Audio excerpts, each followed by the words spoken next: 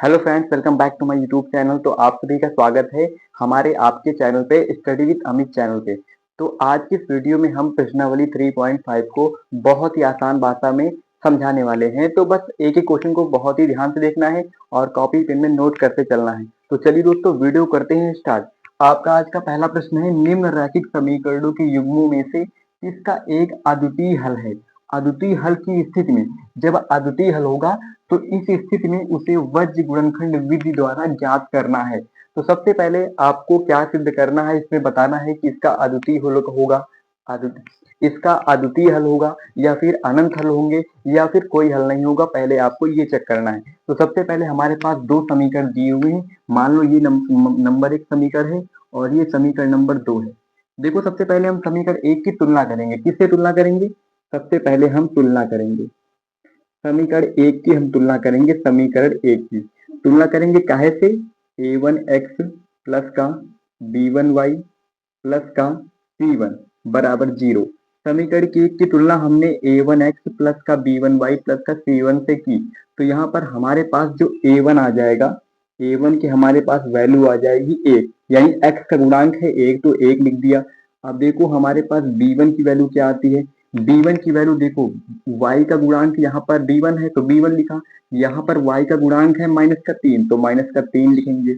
अब देखते हैं कि c1 का गुणांक क्या है। तो c1 का गुणांक देखो, यहाँ पर c1 है और यहाँ पर c1 का गुणांक है, यहाँ पर जो अचर पद है वो हमारा -3 है, तो -3 लिखेंगे। इतना हमने लिख दिया। तो हमारा जो समीकरण एक से हमने a1x प्लस का b1y प्लस का c1 से जो तुलना की, उससे हमें a1 b1 c1 के मान निकल आए। अब हम क्या करेंगे, हम समीकरण 2 को लेंगे, समीकरण दो को और समीकरण 2 की क्या तुलना करेंगे? किससे तुलना करेंगे? इसी से तुलना करेंगे, यानी कि इस बार होगा a2x प्लस का b2y और प्लस का c2 बराबर 0 से तुलना करेंगे समीकरण 2 की। तो समीकरण 2 हमारे पास ये है। यहाँ पर देखेंगे x का गुणांक है a2, यानी कि a2 लिखेंगे। अब देखेंगे यहाँ पर x का गुणांक क्या है, तो आप कहोगे 3 है, 3 लिखेंगे। अब देखो यहाँ पर y का गुणांक क्या है, तो आप कहोगे b2 है, तो b2 लिख लिया। अब देखो यहाँ पर y का गुणांक क्या है, तो आप कहोगे y का गुणांक जो है -9 है, तो यहाँ पर -9 लिख देंगे। अब देखो यहाँ पर c2 है, यानी अचर पद। अब देखो यहाँ पर अचर पद क्या है, तो अचर पद यहाँ पर है -2, तो बस -2 यहाँ लिख देंगे। देखो हमें समीकरण एक और समीकरण दोनों से a1 a2 b1 b2 c1 c2 दोनों के मान निकल आए हैं। अब देखो हमें क्या करना है, अब करना होगा हमें कि इसके अनंत हल होंगे या फिर अद्वितीय हल होंगे या फिर क्या अनंत हल होंगे या फिर कोई हल नहीं होगा। तो चलिए देखो, जब हमारा अद्वितीय हल होगा तब हमें इस स्थिति को वज्र गुणनखंड विधि से हल करना है। तो जब हमारा अद्वितीय हल होगा तो सबसे पहले से चेक करते हैं। चेक करेंगे तो हमारा चेक करने का एक वो होता है, क्या होता है, a1/a2 बराबर b1/b2 बराबर c1/c2। ये चेक करने का तरीका होता है। तो देखो इसको चेक करेंगे तो a1 का मान कितना है, तो आप कहोगे 1 है, 1 रख दिया। a2 का मान है 3, 3 रख दिया। बराबर का चिन्ह लगाया। अब b1 का मान है -3 रख दिया। अब देखो b2 का मान हमारे पास कितना है, b2 का मान है -9 रख दिया। अब फिर बराबर का चिन्ह लगाएंगे, बराबर का लगाएंगे वो सिंबल। उसके बाद c1 का मान कितना है, -3, और देखेंगे कि C2 का मान कितना है, तो है -2। यहाँ पर देख सकते हो कि जो हमें देखो, हमें अद्वितीय हल निकालने के लिए C1 की जरूरत नहीं होती, हमें सिर्फ A1 और A2 की जरूरत होती है। तो देखो यहाँ पर आप देख सकते हो, क्या A1 A2 बराबर है, तो आप कहोगे बिल्कुल बराबर है, यानी कि इसका जो अगर इसको काटेंगे माइनस माइनस कट जाएगा और 3 एक नम 3, 3 तरक का 9, यानी कि a1/a2 b1/b2 के बराबर है। लेकिन c1 c2 के बराबर नहीं, मतलब ये होगा। इसलिए क्या होगा, इसका कोई हल नहीं होगा, इसका कोई हल नहीं होगा। क्या लिखेंगे, इसको लिखेंगे कि इसका कोई हल नहीं होगा, इसका कोई हल नहीं होगा। क्यों नहीं होगा हल, आप देखो समझते हैं। सबसे पहले देखो हमारे पास अगर लिखा जाए a1/a2 बराबर b1/b2, अगर ये डज नॉट इक्वल टू हो, मतलब a1/a2 b1/b2 के बराबर ना हो, तो ये होता है अद्वितीय हल, अद्वितीय हल।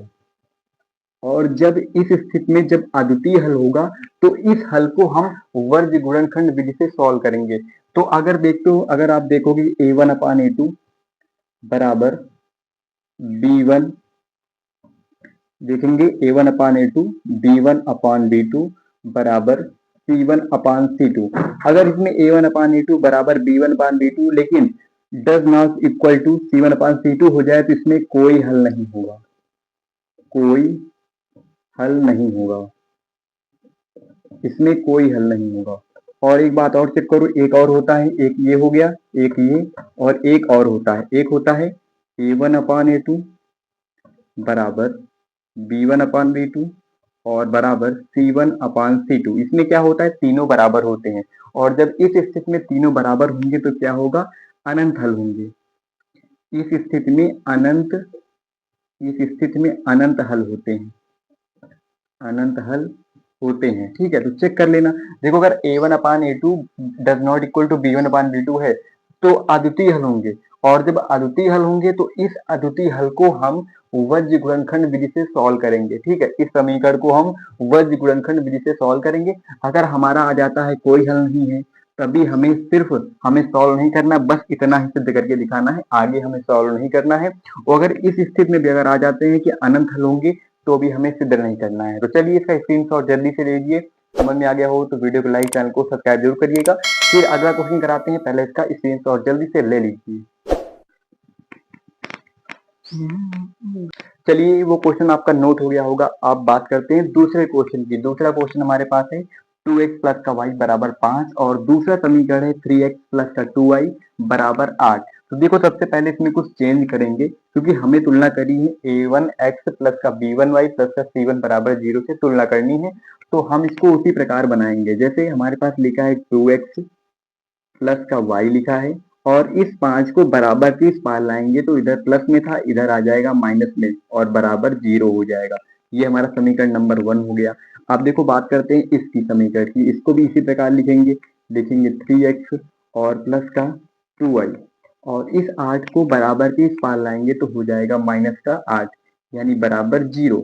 ये हमारा समीकरण नंबर 2। अब देखो क्या करना है, हमें तुलना करनी है। सबसे पहले हम समीकरण 1 को लेंगे, समीकरण 1 को लेंगे, समीकरण 1 को लेंगे और तुलना करेंगे काहे से, A1x प्लस का B1y प्लस का C1 इक्वल टू 0 से तुलना करेंगे। जब हम तुलना करेंगे पहले समीकरण की और देखेंगे कि इसमें x का गुणांक है A1 यानी A1 लिख देंगे, और समीकरण पहले में x का गुणांक कितना है तो कहोगे 2 है, 2 लिखेंगे यानी A1 का मान 2 आ गया। आप देखेंगे y का गुणांक यहाँ पर कितना है तो B1 है, और y का गुणांक यहाँ पर कितना है तो आप कहोगे 1 है, तो 1 लिखेंगे, इसलिए y का नाम y लिखा है और कामा लगाओ। अब C1 का मान यानी अचर पद कितना है तो अचर पद यहाँ पर है माइनस का 5, तो यहाँ पर माइनस का 5 लिख देंगे। तो देख सकते हैं कि समीकरण 1 से हमारे A1 B1 C1 के मान निकल आए हैं। अब हम लेंगे समीकरण नंबर 2, समीकरण 2 लेंगे, और समीकरण 2 से हम A2 B2 C2 के मान निकालेंगे। तो इसकी तुलना करेंगे A2x प्लस का B2y और प्लस का C2 बराबर 0 से तुलना करेंगे तो यहाँ पर x का गुणांक है A2 और यहाँ पर x का गुणांक कितना है दूसरे समीकरण में तो 3 है, तो 3 लिखेंगे। उसके बाद यहाँ पर y का गुणांक है B2 तो B2 लिखेंगे, और यहाँ पर y का गुणांक है 2, 2 लिखेंगे। उसके बाद C2 यानी अचर पद, और यहाँ पर अचर पद है माइनस का 8 तो माइनस का 8 लिखेंगे। तो अब देख सकते हैं कि समीकरण 1 से हमारे A1 B1 C1 और समीकरण 2 से A2 B2 C2 के मान निकल आए हैं। अब हमें क्या करना है, हमें दिखाना है कि ये अद्वितीय हल है कि नहीं। अगर अद्वितीय हल होगा तो हमें उसको सॉल्व करना है वज्र गुणनखंड विधि द्वारा। तो चलिए सबसे पहले इसको चेक करते हैं क्या ये अद्वितीय हल है। चेक करेंगे A1 अपान A2 बराबर B1 अपॉन B2, दोनों से ही चेक कर लेते हैं क्योंकि मैंने पहले क्वेश्चन में बताया कि अद्वितीय हल कब होता है और कोई हल कब होता है, कोई हल नहीं है, और अनंत हल हो सकते हैं किस स्थिति में। तो चलिए अगर अद्वितीय हल होगा तो ये दोनों बराबर नहीं होंगे, तो चेक करते हैं क्या ये दोनों बराबर हैं। तो देखो A1 का मान है 2 और A2 का मान है 3, ये लिखा है, और बराबर का चिन्ह लगाएंगे। B1 का मान है 1 और B2 का मान है 2, तो देख सकते हो कि इसमें दोनों बराबर नहीं है, इसलिए डज नॉट इक्वल टू लगा देंगे। और जब A1 upon A2 does not equal to B1 upon B2 होगा तब वहां पर अद्वितीय हल होंगे, यानी लिख सकते हैं कि क्या होगा, अद्वितीय हल। और अद्वितीय हल की स्थिति में हमें वज्र गुणनखंड विधि द्वारा क्वेश्चन को सॉल्व करना है। चलिए हमारा ये क्वेश्चन का अद्वितीय हल हो गया। अब हमें क्या करना है, वज्र गुणनखंड विधि द्वारा क्वेश्चन को सॉल्व करना है, वज्र गुणन विधि द्वारा। तो चलिए आप सबसे पहले वज्र गुणन का फॉर्मूला लिख देते हैं। फॉर्मूला क्या होता है, x लिखेंगे, यहाँ पर y लिखेंगे और यहाँ पर 1 लिख देंगे। और देखो यहाँ इसकी शुरुआत होती है b1 b2 से, यानी यहाँ पर लिखेंगे b1 b2 और यहाँ पर लिखेंगे c1 c2 और यहाँ पर लिखेंगे a1 a2 और यहाँ पर लिखेंगे b1 b2। इसका गुणा इससे करेंगे और इसका गुणा इससे करेंगे। c1 का गुणा a2 से करेंगे और c2 का गुणा a1 से करेंगे और a1 का गुणा b2 से और a2 का गुणा b1 से करेंगे। देखिए ये तो आपका फॉर्मूला हो गया कि b1 upon b2, c1 upon c2, a1 upon a2 और b1 अपान b2। तो अब क्या करना है, सबसे पहले आप x लिखो, इसी प्रकार y लिखो और 1 लिख दो। ये आपका फॉर्मूला है, आप लोग ध्यान देंगे कि ये आपका फॉर्मूला है। अब देखो b1 का मान कितना है, तो b1 का मान है 1, 1 लिखेंगे यहाँ पर, b1 का मान 1 है। और b2 का मान कितना है, b2 का मान 2 है, 2 लिखेंगे। अब देखो c1 का मान कितना है, c1 का मान है माइनस का 5 लिखेंगे। और c2 का मान कितना है, c2 का मान है आपके पास माइनस का 8, तो यहाँ पर माइनस का 8 लिखेंगे। अब देखेंगे a1 का मान कितना है, a1 का मान आपके पास 2 है, a1 का मान लिखेंगे 2। और a2 का मान कितना है, a2 का मान हमारे पास है 3। अब देखो देखेंगे कि b1 का मान कितना है, तो b1 का मान है 1, यहाँ पर 1 लिखेंगे। और यहाँ पर क्या देखेंगे कि यहाँ पर b2 का मान कितना है, तो 2 है, तो 2 लिख लिया। अब देखो गुणा इसका इससे करना है और इसका इससे करना है, इसका इससे करना है और इसका इससे करना है, इसका इससे गुणा करना है, इसका इससे गुणा करना है। तो चलिए सबसे पहले हम यहाँ पर लिख देते हैं x और नीचे बटे लगा देते हैं, गुणा करते हैं। गुणा करेंगे तो देखो यहाँ पर 8 का गुणा 1 से करोगे तो 1 इंटू माइनस का 8 हो जाएगा और माइनस का चिन्ह लगाएंगे, 2 गुणे 2 का गुणा जब माइनस के 5 से करेंगे तो माइनस का 5 लिख देंगे और बराबर का चिन्ह लगाएंगे, y लिखेंगे। y लिखेंगे तो देखो अब इस 3 का गुणा -5 से करेंगे तो 3 इंटू माइनस का 5 लिखेंगे, -5 और उसके बाद माइनस का चिन्ह लगाएंगे और गुणा करेंगे किससे, 2 इंटू माइनस का 8। ठीक है, 2 का गुणा -8 से कर रहे हैं। उसके बाद इधर लिखेंगे 1। अब देखो इसका गुणा 2 का गुणा 2 से करेंगे, 2 दूनी 4 और 3 का 1 से तो माइनस लगाएंगे और 3 एकन्नम 3। अब बस इसे सॉल्व करना है। सॉल्व करोगे तो देखो ये माइनस का 8 हो जाएगा, 8 एकन्नम 8 और ये 5 दूनी 10, माइनस माइनस से गुणा करोगे तो प्लस हो जाएगा, तो यहाँ पर हो जाएगा प्लस का 10 और बराबर का चिन्ह लगाओ, यहाँ पर लिखो y। और देखो इसका गुणा करोगे, 3 का गुणा -5 से तो माइनस का 15 हो जाएगा और 2 का गुणा -8 से करोगे तो माइनस का 16 होगा और माइनस बाहर भी लगा इसलिए प्लस का 16 हो जाएगा, तो यहाँ पर प्लस का 16 लिखेंगे, बराबर 1 लिखेंगे।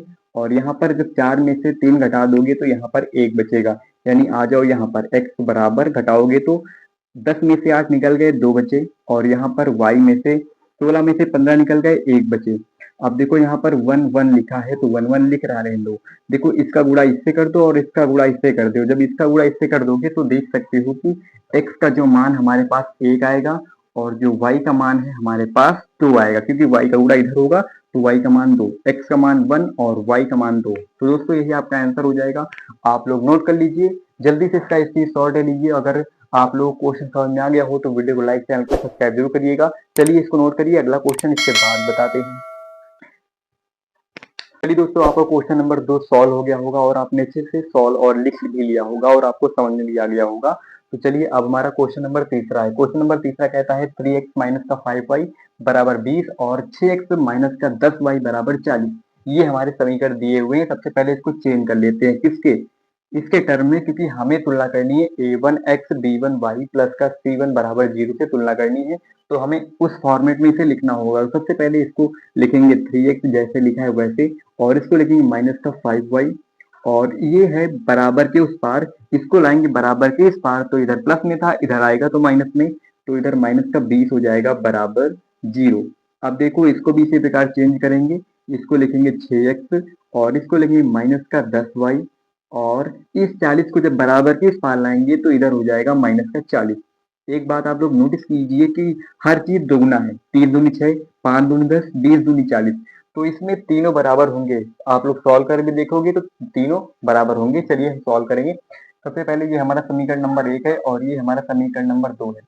समीकरण 1 की सबसे पहले हम तुलना करते हैं। समीकरण 1 की हम तुलना करेंगे काहे से, a1x प्लस का b1y प्लस का c1 बराबर 0 से तुलना करेंगे। तो जो x का गुणांक यहाँ पर है वो a1 है और यहाँ पर x का गुणांक है 3, तो 3 लिखेंगे। अब देखो आ जाएंगे, y का गुणांक यहाँ पर कितना है तो b1 और यहाँ पर y का गुणांक है -5। अब बात करेंगे c1, ये अचर पद, यहाँ पर अचर पद है -20 लिखेंगे। अब देखो समीकरण 2 में आ जाएंगे, क्योंकि समीकरण 1 से हमने a1 b1 c1 के मान निकाल लिए हैं। अब बारी है समीकरण 2 की। समीकरण 2 की तुलना हम करेंगे a2x प्लस का b2y और प्लस का c2 बराबर 0 से तुलना करेंगे। तो यहाँ पर x का गुणांक है a2 यानी a2, यहाँ पर x का गुणांक कितना है समीकरण 2 में तो कहोगे 6 लिखेंगे। अब देखो बात करते हैं, यहाँ पर y का गुणांक है b2 और यहाँ पर y का गुणांक है -10 लिखेंगे।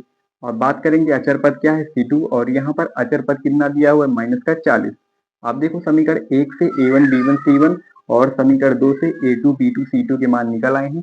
अब हमें काहे चेक करना है, a1 अपान a2 बराबर b1 अपान b2 बराबर c1 अपान c2 चेक करना है। तो देखो सबसे पहले मान रखेंगे, a1 का मान यहाँ पर 3 दिया हुआ है, 3 रखेंगे और a2 का मान हमारे पास 6 दिया हुआ है और b1 का मान दिया है -5 और b2 का मान हमारे पास दिया है -10 और बराबर देखेंगे c1 का मान हमारे पास -20 दिया हुआ है और c2 का मान हमारे पास -40 दिया हुआ है। अब देखो इसे काट लो, इसे काटोगे 3 दूनी 6, 3 एकन्नम 3, 3 दूनी 6, माइनस से माइनस कट जाएगा, 5 एकन्नम 5, 5 दूनी 10 और माइनस से माइनस कटेगा, 20 एकन्नम 20, 20 दूनी 40। यानी हर स्थिति में आप देखोगे 1/2 आ रहा है, 1/2। और आपको हमने बताया कि जब तीनों स्थिति बराबर होंगी, मतलब a1 upon a2 b1 upon b2 c1 upon c2 तीनों स्थिति बराबर होंगी तो इसके अनंत हल होंगे। कितने हल, अनंत हल होंगे। और जब अनंत हल होंगे तो हमें इसके आगे सॉल्व नहीं करना है। हमें सॉल्व कब करना है, जब उसके अद्वितीय हल होंगे, यानी a1 upon a2 b1 b2 के बराबर नहीं होगा, डज नॉट इक्वल टू होगा, तब हमें हल करना है वज्र गुणन विधि से। लेकिन जब हमारा अनंत हल है तो इसको हमें सॉल्व नहीं करना है, बस यही आपका आंसर हो जाएगा। तो बस इतना ही नोट कर लीजिए और क्वेश्चन समझ में आ गया हो तो वीडियो को लाइक, चैनल को सब्सक्राइब करिएगा। मिलते हैं दोस्तों, अभी एक क्वेश्चन और बचा है उसको करेंगे, उसके बाद तो जल्दी से नोट कर लीजिए, स्क्रीनशॉट ले लीजिए। चली गई। चलिए दोस्तों, हमारा क्वेश्चन नंबर 14 है, जो कि इस पॉइंट का, इस नंबर का आखिरी सवाल है। तो क्वेश्चन क्या कहता है कि x माइनस का 3y माइनस का 7 बराबर 0 और 3x माइनस का 3y माइनस का 15 बराबर 0। तो सबसे पहले इसको मान लेते हैं समीकरण नंबर 1 और इसको मान लेते हैं समीकरण नंबर 2। अब देखो सबसे पहले हम समीकरण नंबर 1 को लेंगे, समीकरण नंबर 1 को, और काहे से तुलना करेंगे, तुलना करेंगे a1x प्लस का b1y और प्लस का c1 बराबर 0 से तुलना करेंगे। तो देखेंगे यहाँ पर x का गुणांक है a1 बराबर, यहाँ पर x का गुणांक कितना है तो आप कहोगे 1, तो 1 लिखेंगे। यहाँ पर y का गुणांक है b1 तो b1 लिखेंगे और यहाँ पर y का गुणांक है -3 तो -3 लिखेंगे और यहाँ पर अचर पद है c1 और यहाँ पर अचर पद है -7। तो देखो समीकरण 1 से हमने a1 b1 c1 के मान निकाल लिए हैं। अब हम बात करेंगे समीकरण नंबर 2 की। समीकरण नंबर 2 की हम तुलना करेंगे a2x प्लस का b2y और प्लस का c2 बराबर 0 से तुलना करेंगे। तो हमारे पास यहाँ पर x का गुणांक हो जाएगा a2, तो यहाँ पर x का गुणांक कितना है समीकरण 2 में तो कहोगे 3 है तो 3 लिखेंगे। अब यहाँ पर y का गुणांक जो है b2 है तो b2 लिखेंगे और देखेंगे कि यहाँ पर y का गुणांक कितना है तो आप कहोगे -3, यहाँ पर -3 लिखेंगे। अब देखो अचर पद यहाँ पर कितना है तो c2 है, यहाँ पर अचर पद कितना है तो -15 है अचर पद। अब देखो हमने a1 a2 b1 b2 c1 c2 निकाल लिए हैं। अब क्या करना है, चेक करना है कि ये अद्वितीय हल है कि नहीं। अद्वितीय हल निकालने के लिए हम सिंपली से क्या करेंगे, a1 अपान a2 बराबर b1 अपान b2 से ही चेक कर लेते हैं। चेक करेंगे तो a1 का मान है 1 और a2 का मान है 3 और b1 का मान है -3 और B2 का मान है -3, यानी चेक करोगे तो ये माइनस माइनस कट जाएगा और 3 से 3 कट जाएगा, यानी कि 1/3 और बराबर 1/1। क्या बराबर होंगे? तो डज नॉट इक्वल टू, यानी कि A1/A2 B1/B2 के बराबर नहीं है। तो जब A1/A2 B1/B2 के बराबर नहीं होता है तो वो अद्वितीय हल होता है। तो यहाँ पर लिख सकते हैं कि क्या है ये? अद्वितीय हल है। और जब अद्वितीय हल होगा तो हमें उसे वज्र गुणनखंड विधि से सॉल्व करना है। तो सबसे पहले हमने आपको फॉर्मूला यहाँ पर बताया था। क्या बताया था? यहाँ पर सबसे पहले x लिख लो, यहाँ पर y लिख लो और यहाँ पर 1 लिख लो। और यहाँ पर क्या लिखोगे? यहाँ पर लिख लो B1 B2 C1 C2 A1 A2 और यहाँ पर लिखो B1 B2 और यहाँ पर लिख लो x लिख लो और यहाँ पर फिर y लिख लो और यहाँ पर 1 लिख लो। अब देखो पहले आपको इसको समझना है, उसके बाद आप अंक या फिर उसके जितने मान है रख लोगे। तो सबसे पहले B1 का मान क्या है? B1 का मान है -3, -3 रखेंगे। फिर है B2 का मान, B2 का मान हो जाएगा -3, -3 रखेंगे। उसके बाद है y। अब उसके बाद C1 का मान कितना है? C1 का मान है -7, -7 रखेंगे। C2 का मान है -15, -15 रखेंगे। उसके बाद देखेंगे A1 का मान कितना है? A1 का मान है 1, तो यहाँ पर 1 रखेंगे। और A2 का मान हमारे पास है 3, यहाँ पर 3 रखेंगे। और फिर देखो B1 का मान फिर से निकालना है, तो B1 का मान हमारे पास -3 दिया हुआ है और B2 का मान हमारे पास फिर से -3 दिया हुआ है। तो इसका गुणा हमें इसका गुणा इससे करना होता है और इसका गुणा इससे, यानी कि B2 का गुणा C1 से और B1 का गुणा C2 से इस प्रकार करना होता है। इस प्रकार इसका गुणा करना होता है, ऐसे। और देखो आप देखो इसका गुणा इससे करेंगे और इसका गुणा इससे करेंगे, इसका गुणा इससे करेंगे और इसका गुणा इससे करेंगे। यानी अब लिख लेते हैं x और बटे लगा देते हैं। अब देखो अगर 3 का गुणा हम 21 से करेंगे तो क्या हो जाएगा? देखो माइनस माइनस का गुणा होगा तो प्लस में हो जाएगा। देख लो आप लोग, इसे -3 का गुणा हम -7 से करेंगे तो हमारा प्लस में हो जाएगा, लेकिन फिर से यहाँ पर हम माइनस लगाएंगे। इसको ब्रैकेट में कर दो, माइनस लगाकर इसका हम गुणा करेंगे। तो 15 का 3 से करेंगे तो -3 और -15 गुणा करेंगे। और उसके बाद यहाँ पर y लिखेंगे, y गुणा करेंगे। अब इसका गुणा हम 7 का इससे करेंगे, यानी -3 इंटू 7 इंटू 3 और माइनस लगाएंगे। और 15 -15 का गुणा 1 से करेंगे और बराबर इधर 1 लिखेंगे। और 1 का गुणा 3 से करेंगे तो 1 -3 हो जाएगा और माइनस का चिन्ह लगाएंगे। और क्या होगा कि 3 का गुणा -3 से करेंगे। अब देखो बस इसे सॉल्व करना है। सॉल्व कैसे करना है? यहाँ पर x लिख दो और देखो 7 का गुणा 3 से करोगे 7 3 21 हो जाएगा और माइनस माइनस का गुणा प्लस हो जाएगा, यानी 21 लिख सकते हो। उसके बाद देखो यहाँ पर माइनस का चिन्ह लगा दो, क्योंकि माइनस माइनस से गुणा प्लस हो जाएगा तो 5 15 से 45 हो जाएगा, तो 45 लिख दिया। प्लस में हो जाएगा क्योंकि माइनस माइनस प्लस और माइनस वाला माइनस ही रहेगा। तो बस यहाँ पर y लिख दो। और देखो यहाँ पर 7 गुणा 3 से करोगे 7 3 21, एक प्लस में एक माइनस में, तो माइनस में एक माइनस का 21 हो जाएगा। और देखो यहाँ पर माइनस है, 15 का 1 से गुणा करोगे तो 15 होगा, माइनस का 15 है और जब बाहर आएगा तो माइनस माइनस प्लस हो जाएगा, तो प्लस का 15 हो जाएगा। अब देखो बराबर लिखते हैं 1 और इसका गुणा करेंगे तो यहाँ पर है -3, 1 का गुणा -3 से करेंगे तो -3 होगा और 3 तरह का 9 माइनस का 9 होगा, क्योंकि 3 का गुणा -3 से करेंगे तो माइनस का 9 और माइनस का 9 को जब ब्रैकेट के बाहर निकालेंगे तो माइनस का पहले बाहर बैठा है और माइनस माइनस प्लस हो जाएगा, यानी प्लस का 9 हो जाएगा। अब देखो इसको सॉल्व कर लो। यहाँ पर x है और यहाँ पर अगर आप भाग करोगे तो 21 है और यहाँ पर कितना होगा? 24 होगा। हमारे हिसाब से यहाँ पर 24 होगा, घटा लेना आप लोग। वो भी माइनस का 24 होगा क्योंकि माइनस का 45 बड़ा है और बराबर का चिन्ह लगाएंगे, y लिखेंगे। और यहाँ पर आप माइनस का 21 बड़ा है और 15 प्लस का छोटा है, आप घटाओगे तो माइनस का हमारे पास 6 बचेगा। और इधर देखेंगे तो इधर 1/6, क्योंकि प्लस का 9 है, प्लस के 9 में माइनस का 3 घटाएंगे तो हमारा 6 बचेगा प्लस का। अब देखो सबसे पहले यहाँ पर देख लो, कम जगह है, तुलना करके देखते हैं। तुलना करके आंसर आएगा। इसकी तुलना इससे करेंगे, मतलब पहले A1/A2 की तुलना हम C1/C2 से करेंगे। इस तरीके से आप समझ सकते हैं, जैसे हमने x लिया और माइनस का 24 लिया, ये लिया हमने, और इसकी तुलना हम करेंगे 1/6 से। यानी कि अगर इधर हम लिखते हैं x तो ये हमारा 24 ऊपर उठकर चला जाएगा, क्योंकि यहाँ पर भाग में वहां जाएगा, गुणा में हो जाएगा। तो यहाँ माइनस का 24 और भागे 6 काटेंगे, 6 चौके 24, तो 4 बार जाएगा 4, यानी जो x का मान आपके पास आया है वो हो जाएगा -4, x का मान -4। अब देखते हैं y का जो दिया हुआ है, y बराबर दिया हुआ है, y कैसा दिया हुआ है, y दिया है y बटे -6, तुलना करेंगे 1/6 से। तो देखो 6 से तुलना करेंगे तो यहाँ पर तो y लिख सकते हैं, और y बराबर ये इधर भाग में है, उधर जाएगा गुणा में हो जाएगा, तो इधर ऊपर चला जाएगा तो -6 ऊपर चला जाएगा, और नीचे 6 पहले से था तो 6 से 6 काटेंगे तो -1 हो जाएगा, यानी y का मान हो जाएगा -1। देखो हमारे पास जो x का मान था वो -4 आया, और जो y का मान था वो -1 आया। तो आप लोग को समझ में आ गया होगा। हमारा जो पहला नंबर क्वेश्चन था उसके 4 पार्ट थे, 4 के चारों पार्ट कंप्लीट हो गए हैं। तो आप लोगों को समझ में आ गया हो तो वीडियो को लाइक, चैनल को सब्सक्राइब कर लीजिएगा। मिलते हैं दोस्तों नेक्स्ट वीडियो में। जय हिंद।